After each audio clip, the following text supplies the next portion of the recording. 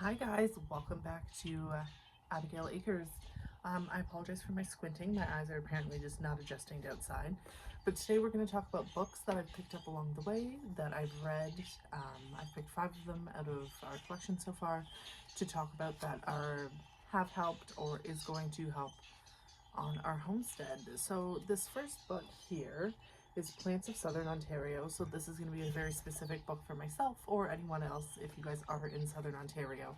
Um, I know basic things of what they look like, but if they don't have the flower or their fruit, I'm struggled to identify their leaves or their branches or just how they grow to what we have on the property. So if you scan through the book, tells you what different things are, what you might come across. Um, like I said, I know basic things, but this has honestly been helpful. I've been kind of carrying this around when I go through the forest or the bush in the back, um, just to tell me what like kind of trees, shrubs, wildflowers are. But this is, like I said, specific to me and any other Southern Ontario watchers. So once again, it's just the Plants of Southern Ontario. So that was a quick one. So I picked this next one up 4 days ago. I ordered it off Amazon. I asked in a couple of like homesteading groups that I'm in, books that they would recommend. We love to read. So I picked up this book, The Backyard Homestead. Like I said, I just picked it up on Amazon. Let me tell you, I whipped through this in 2 days. Would have been quicker if I didn't have life, but I do. So it took me 2 days. The information. So it's like whether or not you're on a half an acre, an acre, how to plan out your garden, succession planting, um, even just like where you should plant everything, how you would lay it out to make it like the most effective. This is the same picture here, but if you had a little extra space, this is what they recommend doing with that space. It talks about like growing each different thing. There is like a chapter on making mustard and vinegars, things like that. Here goes by a car. I'm just sitting on my front porch. My daughter's down for a nap. I have my tea, a candle, just trying to relax before the craziness wakes back up. So yeah, grow more in less space. Goat milk. It kind of like briefly touches on like some of the animals. In the back of the book, I do notice that this author, who is edited by Carleen Madigan, but it doesn't say who it's by. They do have other books. So one is the building projects. I don't think we need that one. Kitchen how-to. I think we can figure that out. But there is a farm animals one. I think I'm going to order that one because I really did enjoy this read. I definitely recommend this one. It is a good read if you guys do like to snuggle up and read a good book. So this next book I bought in the fall pre-getting chickens because that was the first thing I knew I wanted to do other than the garden and the trees was chicken. So this is the Chicken Health Handbook. I read through it in the fall. Probably took me a couple weeks because it is not the most interesting read, but it goes through different issues they might have, symptoms, treatments, when to seek out a vet, different kinds of worms. It really goes through a lot, like bumblefoot, their diet, what you should be changing them, different ticks, issues that could arise with chicks. Yeah, I figured this would be a good thing to have on hand, ready to go for if, really not if, when we run into issues. I know no chicken's going to be perfect. We are going to stumble. We've done really well this far. I've lost one chick this whole time, and we have 28 going so far. And that chick I lost actually like on day 2. So we brought them home, got them set up. They went to bed for the night, and then the next morning it was already gone. But with that particular group, it was the silver lace. We were fighting pasty butt. I was down there 4 or 5 times a day, wiping their little bums. And it was just the next day it was gone. Luckily, I didn't lose any more, but this was honestly helpful. As a new chicken owner, the silkies were the third batch of chicks we got, because I previously, well, that day I'd gotten my second batch of silkies.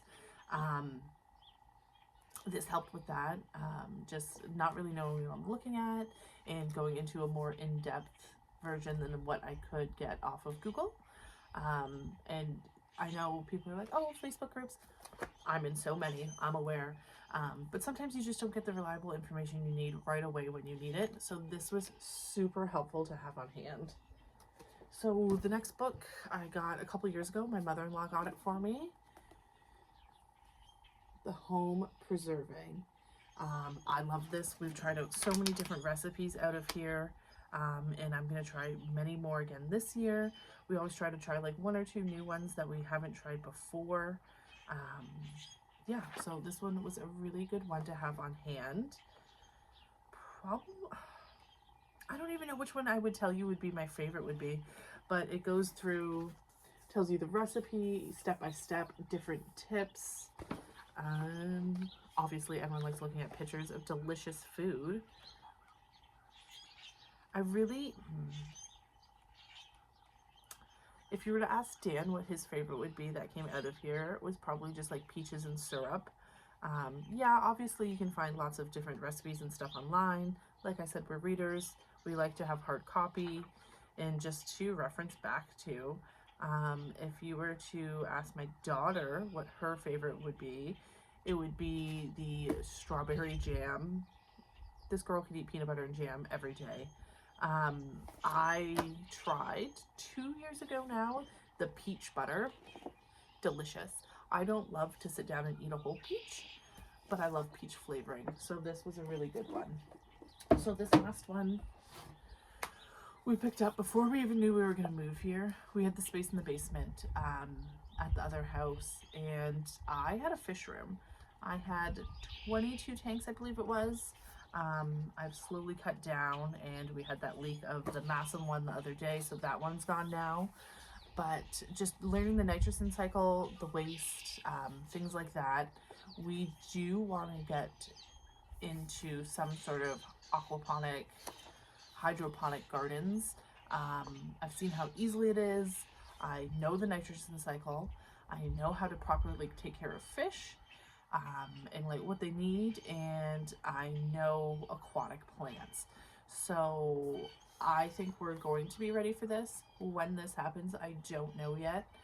We've had a couple different ideas of where we do it, how we'd want to do it, what fish we'd use, things like that, but this was a good read. We also took a local class, I think it was like Aquaponics 101.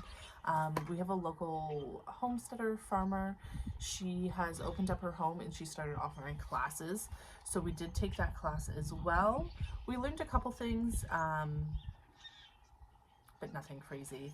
But if you go through this book, it shows you different setups, baskets to use, pumps to use, recommendations, and it gives you pictures, and it like will also go through the nitrogen cycle and things like that.